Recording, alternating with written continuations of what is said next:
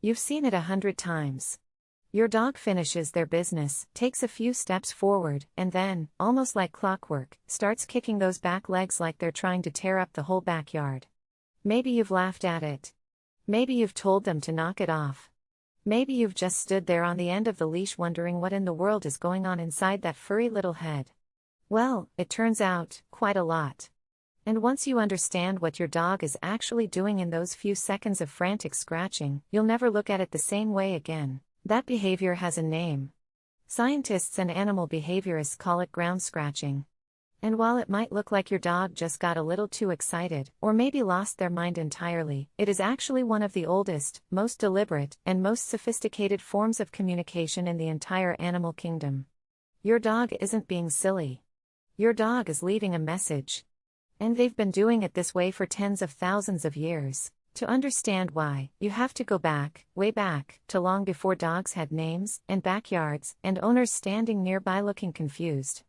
Back when dogs weren't dogs at all, but wolves and wild canines roaming open landscapes where survival depended on knowing who else was out there. In that world, there were no fences, no property lines, no way to shout across a meadow and announce your presence. Communication had to be invisible and lasting. It had to work even when you weren't there. And so nature, in its quiet genius, gave these animals something remarkable, a built-in broadcasting system they could activate anywhere, anytime, simply by dragging their feet across the earth. Here's how it works.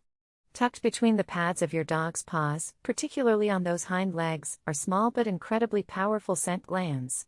These glands produce a unique chemical signature that is as individual as a fingerprint.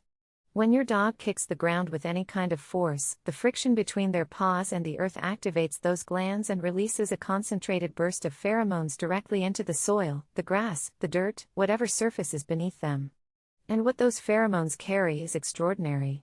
Other dogs who come along later and investigate that spot can pick up information about the dog who left it, their size, their sex, their health, even their emotional state and confidence level. It is, in the most literal sense, a chemical business card.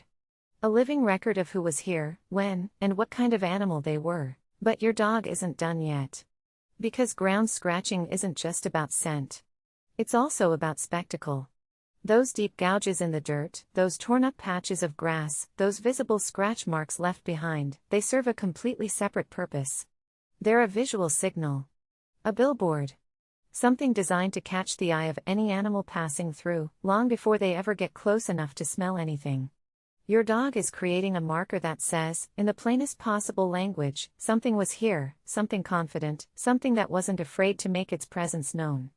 It's the canine equivalent of carving your initials into a tree, except far more loaded with information, and far more ancient. Put the scent and the visual together, and what you have is a declaration.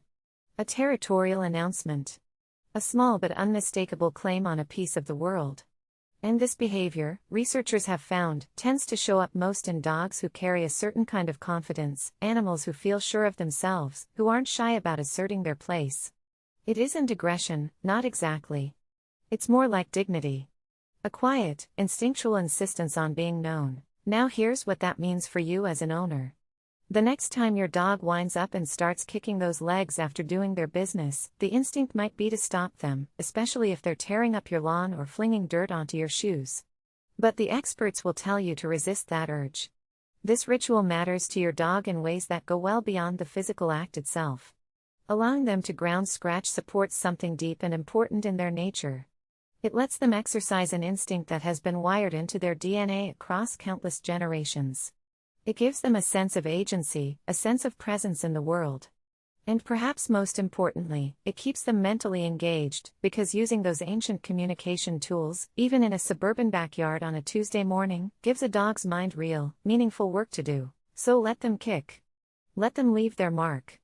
Because in those few seconds of flailing legs and flying grass, your dog isn't being strange or difficult or dramatic.